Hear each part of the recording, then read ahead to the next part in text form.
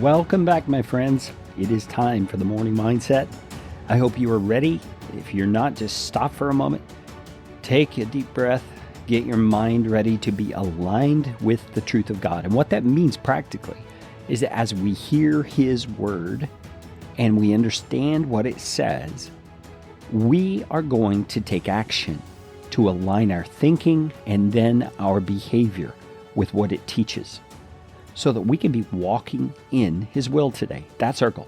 Today we're going to be looking at Luke chapter 12, verses 22 through 24. And this is part of the passage that we're most familiar with when it comes to Jesus teaching about anxiety. And I hope that you'll hang around and listen very carefully. Before we get there, I want to remind you about the work that's going on at notaneedyperson.org. We have needs from believers all over the world that have been submitted, and we vet those needs, and then others like you are able to give toward those needs. We have a backlog of needs, so we're not receiving new need requests right now, but we are still plugging away at meeting the needs we've already received requests for. We have a woman with 2 young children who just lost her job. We have a father who's needing help to protect his daughters. We have a family that's struggling to make ends meet. We have another daughter who's asking help for her mother who's suffering with stage 4 cancer. And then finally, a mother of 3 who's recently left her husband because of abuse and unfaithfulness, and she's struggling to pay her bills and support her family. So, friends, those are just a smattering of the kinds of situations that come across our plate. If you have any way you can prayerfully help over there at notaneedyperson.org, we would love to have you partner with us. Okay, launching into Luke chapter 12, verses 22 through 24. I'm just going to read the passage and then we'll work through it. Jesus said to His disciples, "Therefore I tell you, do not be anxious about your life, what you will eat, nor about your body, what you will put on. For life is more than food, and the body more than clothing. Consider the ravens. They neither sow nor reap. They have neither storehouses nor barn, and yet God feeds them. Of how much more value are you than the birds?" Okay, this is a very simple story where Jesus is telling us not to be anxious because there's evidence that we can see with our own eyes in the basic things of life like nature that God cares for us. And do you see what He did there? He did what's called an argument from the lesser to the greater.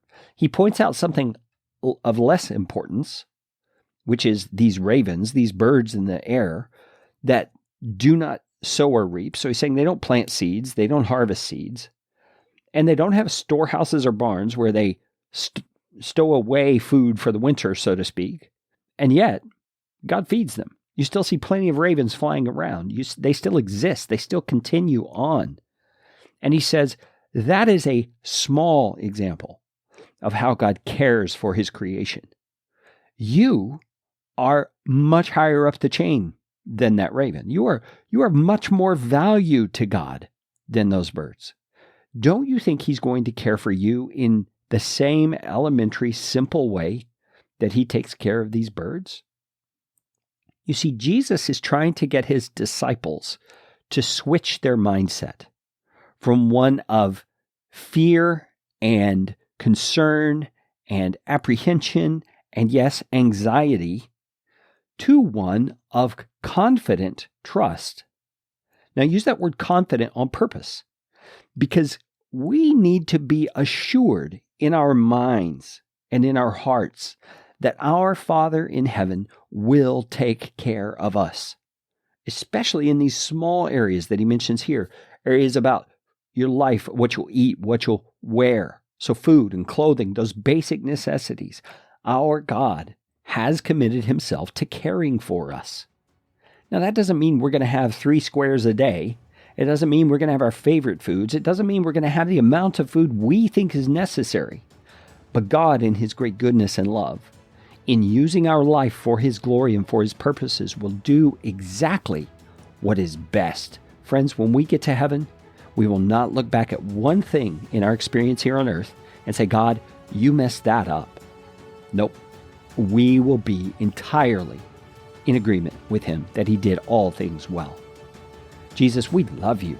We love that you taught us about anxiety and that you're giving us ears to hear and hearts to accept your word. And we ask now that you would enable us to apply it in ways that fit the experience we're having on planet Earth right now. Each of us, it's different. But we ask, Lord, that you would empower us to view you and your great love and care for us rightly